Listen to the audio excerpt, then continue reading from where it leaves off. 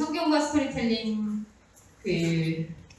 아담의 치마라는 이야기로 인간의 이 연결 본능에 대해서 좀 같이 이야기를 해보려고 합니다.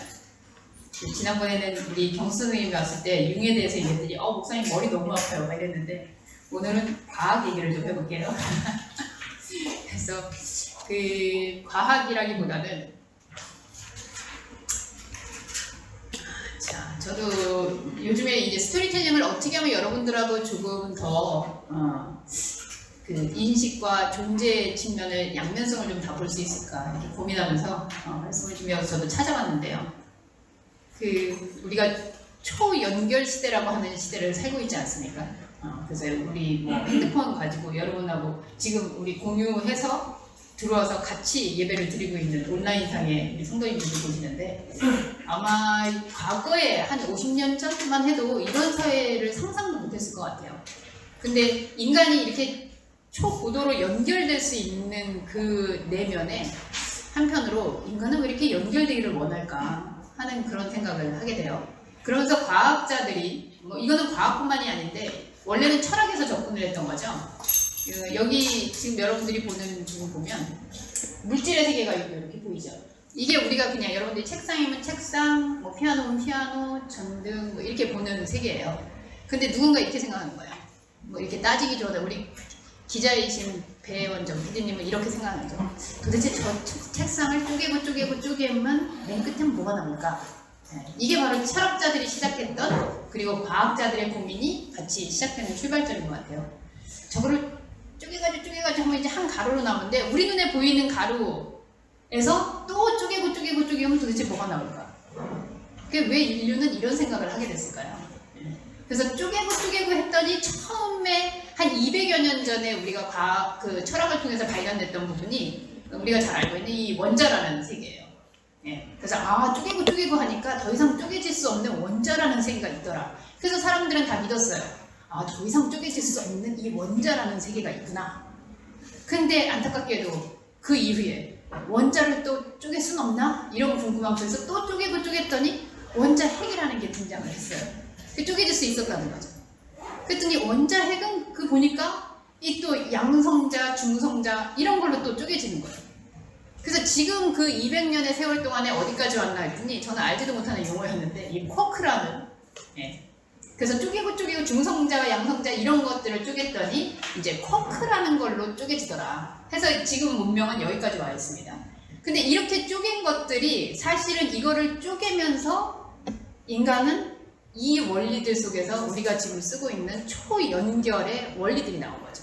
스마트폰, 전화 이런 것들이 이 쪼개는 게 얼마만큼 세미하게 쪼개지냐에 따라서 반대편에서는 더 강력한 연결을 할 수 있는 문명이 발전하고 있다. 그러니까 사실은 인간의 이 쪼개는 끝까지 해쳐서 마지막 궁극의 쪼개지지 않는 지점을 찾아낸 것들이 아이러니하게도 반대편에서는 가장 연결이 단단하게 될 수 있는 것을 만들어내고 있었다. 참 재밌는 현상이죠. 그래서 우리는 사실 지금 이 쿼크라는 단계에 와 있지만 아마 제가 볼 때는 이것도 쪼개질 거다라는 생각이 들어요. 자, 그럼 여러분 이게 진짜 쪼개가지고 우리 눈은 이미 이 쿼크라는 걸 뭐 감지할 수도 없는 단계지만 쪼개면 도대체 어디까지 갈까요? 남희 선생님. 김남희님은 어디로 쪼개질까요? 무로 그러겠죠. 저는 아마 이걸 쪼개다 보면 이제 물질의 세계를 넘어서는 세계로 넘어가지 않을까 그런 생각이 드는데 이렇게 쪼개고자 하는 인간의 생각 그런데 결국은 발견하면서 가장 쪼개지지 않는 것을 인간은 가치 있다라고 가치 얘기를 하는 거죠. 그래서 보석 중에서도 가장 단단한 보석 아직까지는 다이아몬드죠. 그래서 그 단단한 것, 결속력이 가장 강한 것 그래서 뭐 남녀의 영원한 사랑을 상징하는 그러나 뭐 다이아를 끼고도 갑자기 우리 김남희님께서 썩소를 이렇게 보여주시는데 다이아를 꼈다고 뭐 그게 저기냐 뭐 이러면서 어쨌든 다이아는 안 깨지나 인간은 깨진다. 그래서 인간은 이렇게 연결성을 통해서 가장 깨지지 않는 것에 대한 본능적인 그런 갈망이 있다라는 생각이 들어요. 근데 흥미롭게도 그래서 제가 질문해봤어요. 정말 그런가? 건가? 그럼 성경도 이렇게 얘기를 하나? 인간이 그렇게 연결되고자 하는 의지에 있어서.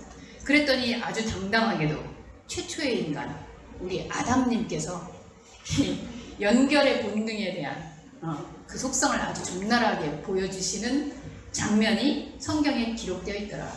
그래서 저는 성경이 정말 이게 만물사전이구나 라는 생각이 좀 들어요. 인간의 이렇게 연결되어 있는 속에서 가치를 발견하고 그 연결성을 통해서 살고자 하는 그 인간의 갈망이 아담으로부터 시작됐다는 거죠. 근데 재밌게도 이 아담이 연결하고자 하는 이 생각이 자, 하나님하고 관계가 깨지면서 나왔다는 거예요. 재밌죠? 하나님하고의 관계가 쪼개지면서 인간은 연결에 대한 본능을 발동시킵니다. 어떤 장면인지 같이 한번 보도록 하죠. 성경 창세기 3장 6절에서 10절의 말씀인데요. 지난주에 우리가 언급했던 선악과 사건입니다.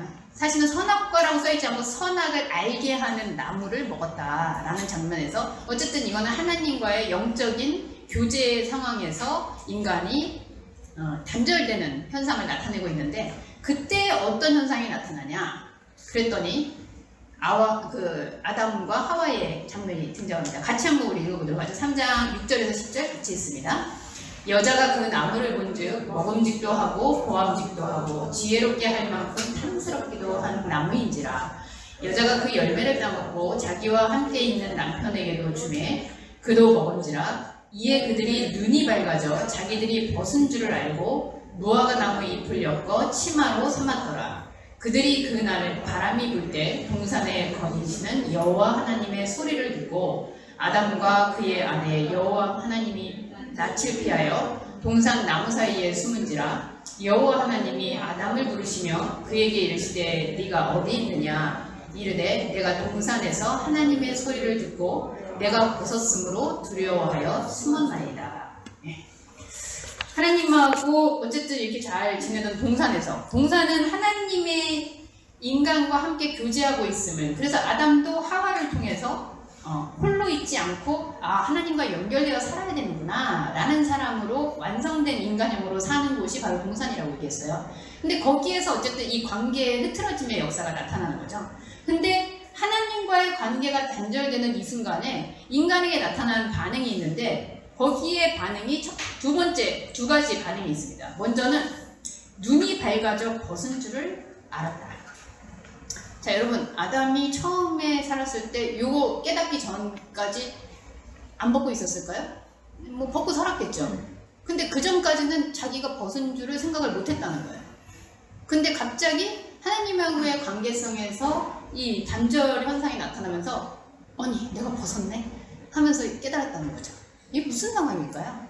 아니 그 전까지 멀쩡하게 하나님이 옷을 처음부터 만들어줬다 이런 얘기가 없었는데 그냥 그렇게 벌거벗고 살고 있었는데 벌거벗었다는 것에 대해서 별로 의식하지 않고 살았거든요. 근데 이게 선악을 알게 하는 나무를 먹은 이후에 눈이 밝아져서 내가 벗었네 이랬다는 거예요. 누구한테 물어볼까요?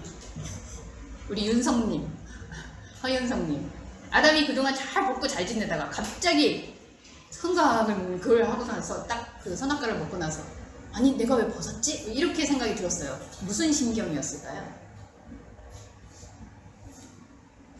모르겠죠. 그러니까 여자가 변덕스럽다 얘기하시면 안 돼요. 남자들이 이렇게 변덕스러워요. 멀쩡히 벗고 있다가 갑자기 이 눈이 밝아졌기 때문에 벗은 걸 알았다라고 했을 때 이 눈이 밝아지는 거의 방향성이 어떻게 되는지 우리는 생각을 해야 돼요. 그러면 눈이 밝아졌다는 건 그전에는 눈이 감겨져 있었다는 거거든요. 어디에 감기고 어디에 눈을 뜬 걸까? 그러면 분명한 것은 눈이 밝아져서 내 몸이 벗은 줄을 알게 됐다라는 사실을 생각할 때 그 이전에는 눈이 감겨져 있었거나 아니면 그 벗은 몸을 보도록 눈이 신경 쓰지 않고 있다가 이 선악과 사건 이후에 내 눈이 벗은 몸에 집중하는 현상이 나타난다는 거죠. 자, 이게 어떤 세계냐면 하나님하고의 영원한 그 영적인 교제를 가지고 있는 인간에게는 사실 내가 벗었냐 안 벗었냐 이 몸의 유한성에 대해서 내가 이게 내가 벗었나 안 벗었나 이걸 생각할 이유가 사실은 없었어요. 왜냐면 무한한 세계에서는 유한성을 포함하고 있거든요. 그러니까 하나님하고 내가 교제하는 동안 나 벗었네 안 벗었네를 신경 써야 되는 이유를 몰랐던 거죠. 그런데 이 무한한 세계에 대한 하나님하고의 교제가 단절되면서 아담의 눈의 시선이 집중되는데 어디로? 이제 유한한 세계에 보는 걸로 시선이 집중되는 거예요. 그러면서 내 몸이 이게 벗고 있었네. 그래서 제가 어저께 이거 설교 듣면서 우리 신원이한테 물어봤어요. 야, 두 번째 상황이 뭐였냐면 내가 벗었네 하면서 자 여러분 벗었네 하면 지금 다른 것도 다 안 입고 있잖아요. 머리도 안 쓰고 아무것도 안 벗는데 왜 하필이면 이제 치마를 둘러 입어요. 그래서 여기 그 아담이 얘기한 치마를 보니까 이게 완전한 치마도 아니고 에이프런? 앞치마 있죠. 요리할 때 쓰는 그런 에이프런을 나뭇가지로 만들어서 가렸는데 여러분들이 그림에서 보다시피 알다시피 남성의 이제 중요한 부분을 딱 가린 거죠. 그리고 하와는 그림상에 보면은 이제 이렇게 딱 전체적으로 가슴부터 가리는 그런 옷을 입은 걸로 우리는 그림이 딱 연상이 돼요. 그래서 제가 물어봤어요. 아니 수많은 데 중에 지금 발도 노출돼 있고 다 벗었는데 왜 하필이면 처음에 아담은 이 허리 밑으로 이렇게 가렸을까? 저기 기자이신 배현정 PD님 왜 그런 겁니까? 좋은 질문. 왜 그런 겁니까? 네? 질문은 좋은데 답은 그랬더니 우리 신원이는 이렇게 대답하더라고요. 그게 생존 본능 때문 아닐까요? 이제 이런 얘기를 하는 거였어. 생존 본능? 그러면 아담이 처음부터 그 생존을 그렇게 죄송합니다 표현을 할게요. 생식기를 통해서 한다라고 인식을 하고 있었을까? 그랬더니 이제 이 창세기가 쓰여진 시점은 이미 그죠? 처음에 아담이 딱 태어났을 때 만들어졌을 때 쓴 시점이 아니고 역사의 역사 속에서 유추해서 그 당시에 그러니까 사실은 이미 사람들이 남성은 생존을 생식기를 통해서 하고 있다라는 인식이 되어 있을 시점에 쓰여진 거기 때문에 아마 치마로 가렸다, 벗은 걸 알았다라고 했을 땐 우리가 알고 있는 가려야 할 부분들을 가린 걸로 표현되지 않았을까. 그래서 일리 있다 그렇게 생각했어요. 자, 치마를 엮어 입었다라고 표현하는 이 치마에 대한 해석을 하고 나면 아담이 하나님과 교제에서 단절됐을 때 그 상황이 어떤 상황인지를 이해하세요. 제가 사실은 교재에다가 여기 써놨었는데요. 먼저는 눈이 밝아졌는데 결국은 무한한 세계에서 하나님과 눈이 밝아 교제하던 아담이 유한한 세계로 시선을 집중하는 사건. 이게 이제 선악과의 사건이 됐고요. 그걸 보면서 아담은 유한성에 대해서 감정이 나타나는데 그게 어떤 감정이냐? 여기 보면 창세기 3장 6절, 10절에 두려워서 숨었다라는 표현이 나옵니다. 내가 눈이 밝아서 벗은 걸 알았는데 두려움을 느낀다는 거예요. 자, 고대의 역사로부터도 여러분 인류는 홀로 있을 때에 사실은 두려움을 느껴요. 왜? 혼자 살 수 없는 존재라는 걸 알기 때문에. 그 두려움의 감정으로 사실은 그 두려움을 극복하기 위한 과정 속에서 우리가 지금 살고 있는 사회, 가족, 집단 이런 것들이 다 출현을 하는 거죠. 그래서 연대하고 연결됨으로 인해서 내가 살 수 있다라는 걸 인간이 인지하고 있다는 거죠. 그러면서 사실은 이 치마를 두르는 이 현상이 원문을 찾아보니까 아까 말씀드렸죠. 에이프런 같은. 근데 영원하지 않은 거예요. 근데 이 유한한 것들을 하나씩 여러분들이 유럽에 있는 가북 같은 거 할 때 남자들 과거에 가죽으로 입었던 치마들 보면은 조각조각이잖아요. 지금 여기서 무화과 잎으로 한다 그러거든요. 무화과 잎이 얼마나 크겠어요. 이게. 그러니까 계속 연결 해가지고 여기를 두르는 거죠. 이거는 무슨 말이냐? 유한성에 있는 것으로 이 유한함에 대한 생존의 두려움을 느끼면서 이거를 연결해서 나를 지키고자 하는 거죠. 이거는 우리가 존재를 이야기할 때 했던 유한한 세계에서 이 유한성을 영원히 보존하고자 하는 인간의 노력이라는 거예요. 저는 당연하다고 생각해요. 내가 무한하지 못하다라는 생각을 하지 못하니까 유한한 거를 계속 이어서. 그래서 우리가 복제인간을 통해서 영원히 사는 거 이미 소설로 나왔지만 이제는 소설이 아니죠. 그럼 나 닮은 사람을 계속 낳아서 이어가고자 하는 것. 이거 뭘까요? 유한한 나를 계속 복제해서 내가 영원히 살고자 하는 욕망이 거기 있다는 거죠. 그런데 원래는 그렇다면 하나님과 무한한 세계를 교제해야 하는 인간은 이 유한한 것이 벗었냐 안 벗었냐 연결해야지 내가 사냐 안 사냐에는 사실은 구애받지 않고 사는 게 원래의 모습이라는 거예요. 그런데 인간 아담은 이제 유한성을 연결하면서 이 유한한 세계에서 내가 영원히 살 수 있는 방안을 찾기 시작했다는 거죠. 그게 바로 이 치마를 입는 인간의 행위였어요. 사실 아담이 유한성에 눈을 떴다라는 말이 유한한 세계를 알았다? 그전에도 사실 유한한 걸 알고 있었을 수 있을 거예요. 풀이 시들고 동물들이 죽고 아담도 그런 것들을 봤겠죠. 그리고 자기 몸이 죽는다고 해도 그게 죽는다라는 그게 사실은 두려움이 아니라 자연스럽게 받아들일 수도 있어요. 그런데 이 두려움을 느꼈다라는 거는 유한성이 끝난다. 이 죽음을 인식하고 그 죽음에 대해서 내가 어떻게 해야 되지? 극복해야 하는데 라는 과제를 느꼈다는 거죠. 그거는 지금 우리가 가지고 있는 감정하고 똑같아요. 그래서 우리는 반사신경이라는 것도 있고 누군가 이렇게 하려면 피하려는 것도 자동으로 튀어나오고 그래서 여기에서 생존하는 것에 대한 관심을 갖고 사는 거죠. 우리가 잘 먹고 잘 사는 것도 사실 그런 유한성을 유지하는 데에 있어요. 자, 그런데 그러면은 아담이 이렇게 유한성을 발견한 것이 문제이냐? 아닙니다. 유한성을 알게 된 것 자체는 죄가 아니에요. 그런데 이 유한성에 집중하는 사이에 우리가 이제 죄에 대한 얘기를 앞으로 하겠습니다만 여기에 집중한다는 것은 이쪽 반대편에 있는 무한성은 지금 등을 돌리고 있는 상태가 된다는 거죠. 그 등 돌렸다라는 하마르티아라는 그 원어가 죄라는 원어예요. 그러니까 하나님의 무한성의 세계에서 내가 교제하지 않고 지금 등 돌리고 유한성 속에서 유한성을 유지를 어떻게 해야 하지? 그래서 숨어서 치마를 만들고 아마 이 치마 그냥 상상컨대 무화과 잎으로 나온 이거 햇빛 좀 오늘같이 강하게 쬐면 좀 마르지 않을까요? 그럼 또 엮어야 되겠죠. 비 와요. 축축해져가지고 이파리 좀 떨어져요. 그럼 또 엮어야 되겠죠. 유한한 것으로 엮는 것은 결국은 유한성에 의해서 소멸된다는 거예요.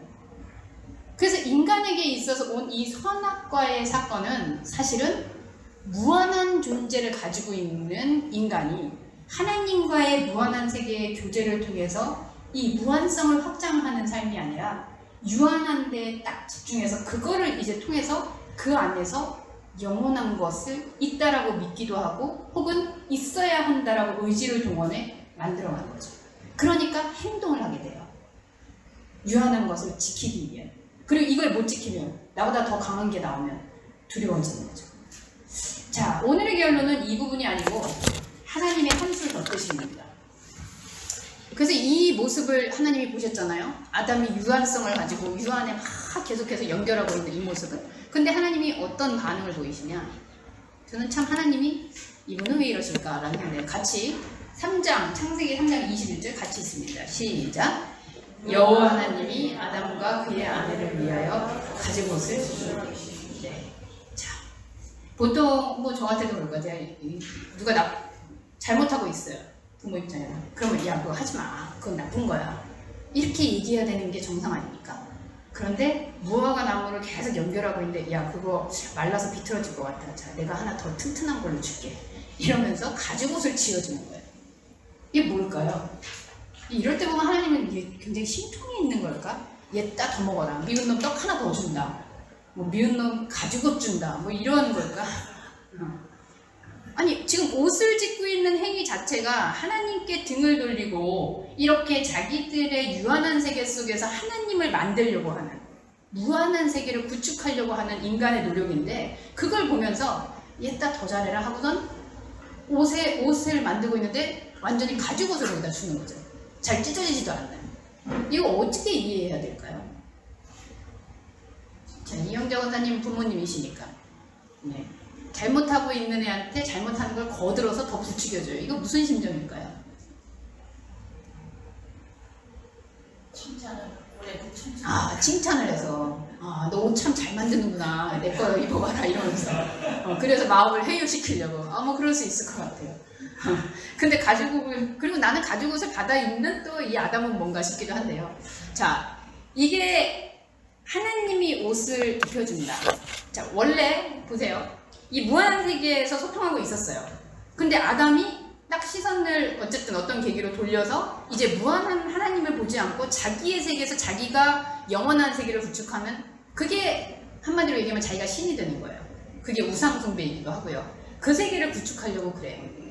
그래서 그거를 계속 연결하고 있는데 하나님이, 제가 하나님이라면, 여러분이 하나님이라면, 아, 이런 놈은 안 되겠다. 다시 만들어야겠다. 그리고 저는 새로운 인류를 창조하든지 이럴 것 같아요. 안 그렇습니까? 그 이미 그 나 안 보고선 저렇게 딱 끊어가지고 저러는데 쟤하고 잘라야지. 근데 자르기는커녕 야, 내가 더 좋은 거 줄게. 그러면서 옷을 만들어준다는 거죠. 자, 이거를 저는 제가 여기다 여러분들에게 적기를 유예와 유보라고 이야기했어요. 사실 하나님은 얘들이 하고 있는 짓, 유한성을 계속 엮고 있는 일의 결과가, 그리고 결말이 어떨지를 아십니다. 그리고 그렇지만 하나님이 포기할 수 없는 건 잘못한 놈, 이놈 나가 떨어져라. 넌 이제 내 자식 아니라. 이런 게 아니라 어떻게 얘를 다시 무한의 세계로 끌어서 나와 교제하는 존재로 회복할 수 있지? 사실 하나님의 사랑이라는 것은 그런 과정이에요. 그래서 얘를 어떻게 돌려야 하지? 그런데 스스로는 이미 유한성에 집중해 있어서 그걸 못 봐요. 그래서 하나님이 사실은 안 해도 되는 일인데 옷을 지어 입히면서 그 사건 속으로 들어오십니다. 옷을 짓고 있는, 잘못하고 있는 그 사건 속으로 본인이 옷을 만들어서 들어오시는 거예요. 자, 여러분 뭐 떠오르시는 거 없습니까? 짝사랑? 뭐 짝사랑일 수도 있고요. 안 해도 되는 건데 지금 얘가 잘못하고 있는 판에 본인도 잘못한 이 옷을 가지고 들어와요. 네. 생각나시죠? 누군지. 이게 바로 성육신의 사건이에요. 안 해도 되는데 이 옷을 옷 만들고 있는 거, 이거 잘못하고 있는 이 세계판인데 이 세계판으로 그냥 냅두면 되는데, 아, 이걸 어떡하지 고민하면서 자기도 똑같이 옷을 만들어서 그 옷을 가지고 개입해서 들어오는 사건. 여러분, 이거를 그냥 우리는 예수님, 그리스도 그러면 어떤 인물이 떠오르는데 사실은 그 행위, 그런 사역, 그 일이 그리스도예요. 그게 인카네이션, 성육신이에요. 그래서 사실은 뭐 신학적으로는 이거를 그리스도의 예표다. 근데 그리스도의 예표라고 할 때 보통 이렇게 얘기하거든요. 아, 이거 가죽옷을 주려면 어쨌든 누군가 하나 희생되지 않았겠냐.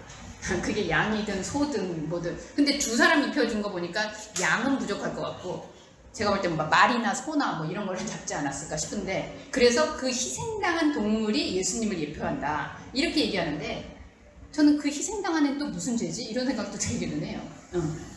근데 사실은 이렇게 옷을 짓는 게 나쁜 일인 줄 모르고 옷을 짓고 있는 그 판에 옷을 들고 오시는 하나님, 이게 바로 그냥 두지 못하고 우리의 세계로 들어오는 성육신 하신 그리스도라는 사실이에요.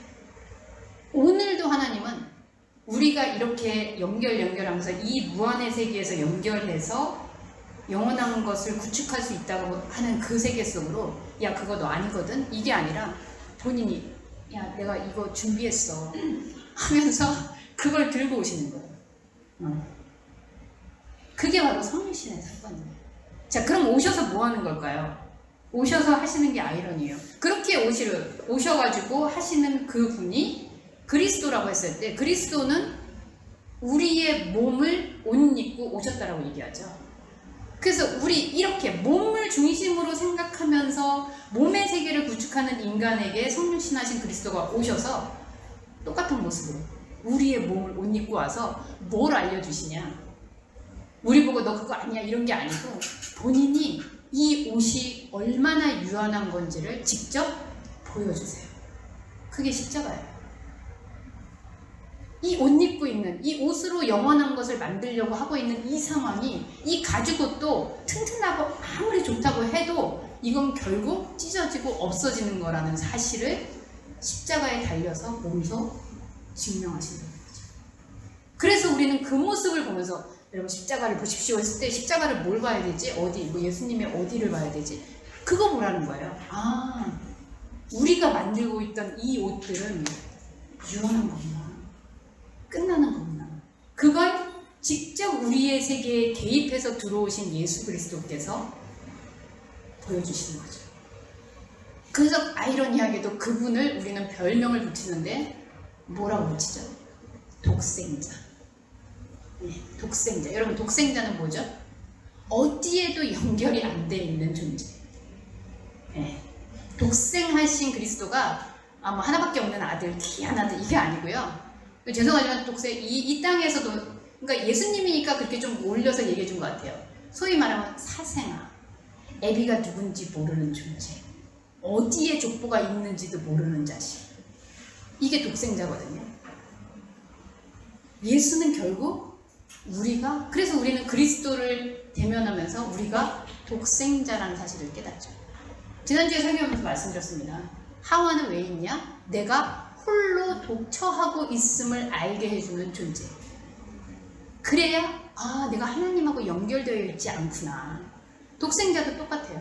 오셔서 아무것도 연결되어 있지 않은 상태가 바로 하나님과 연결되는 존재로 지어진 너의 정체성이다. 이거를 알려주시기 위해서 독생자로 오신 거죠. 그래서 독생자와 그리스도 이 사역은 우리로 하여금 이 세계의 몸에 눈이 밝아서 이거를 계속 옷 찢는 일을 연결하고 있는 우리로 하여금 그 옷이 너희를 감춰주고 살려주고 두려움을 없애주는 게 아니라 바로 세상에 대해서 그 옷들이 있으나 없으나 상관없이 무한의 세계의 옷을 입는 게 너희들의 본연이다. 이거를 회복해 주시는 거죠. 기독교는 이거를 알게 하는데 목적이 있습니다. 다음 주는 원래 준비를 하다 보니까 얘기가 좀 되게 길어졌어요. 그래서 제가 어제 양자 물리학까지 쳐다보면서 이게 도대체 뭐래냐 그래서 저희 신혼이하고 새벽 3시까지 토론을 하면서 이 과학과 하나님의 세계를 보면서 그래서 다음 주에는 요거에 이어서 이 독생자라는 우리가 독생자가 되었을 때 과연 그게 어떤 의미인가. 그래서 이 인간의 연결 본능, 그 안에 담겨있는 연결 본능은 이 세계에서의 영원한 세상을 꿈꾸는 인간의 욕망이 바탕하고 있다. 그걸 여러분들이 생각할 수 있으면 좋겠어요. 그리고 연결되지 않으면 나는 죽나? 그렇죠 여러분? 요즘 스마트폰 없으면 지성, 스마트폰 없는 친구들이 있니? 있어. 훌륭한데. 그런 사람들 보면 이렇게 봐요. 특이한데? 이렇게 보잖아요. 연결되어 있잖아. 공부를 잘하는 애들이니? 공부 잘하려고. 그죠? 다른 목적이 있는 거예요. 여러분, 우리의 생존은 연결성에 있지 않습니다. 그 이야기에 대해서는 다음 주에 좀 더 나누기로 하고요. 그래서 하나님께서 우리가 무한의 세계를 보지 않을 때 우리가 무화과 치마를 만들고 있는 그 모습, 그리고 오늘의 아담인 우리를 그냥 두지 않으시고 직접 옷을 들고 오셔서 옷을 입고 오셔서 우리의 세계 속에서 진짜 우리가 입어야 하는 영원한 옷이 무엇인지를 알려주시는 그 그리스도의 세계를 함께 마주할 수 있는 저와 여러분이 될 수 있기를 소원합니다. 기도하겠습니다. 하나님의 말씀은 참 오묘합니다. 근데 하나님은 사랑이시고 하나님은 은혜를 주시고 자비로우시고 우리가 상상할 수 있는 모든 좋은 거를 가셨다라고 생각하는데 그 좋으심을 우리에게 현상으로 보여주시면서 과연 우리에게 원하는 게 무엇일까?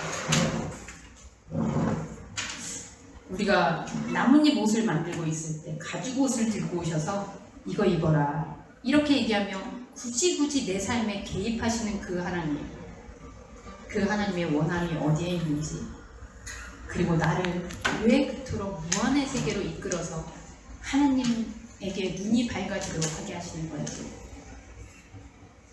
이 땅에 사는 동안에 늘 질문하고 그 질문이 끊어지지 않는 저희 모두가 되게 하여 주옵소서. 예수님의 이름으로 기도합니다. 아멘.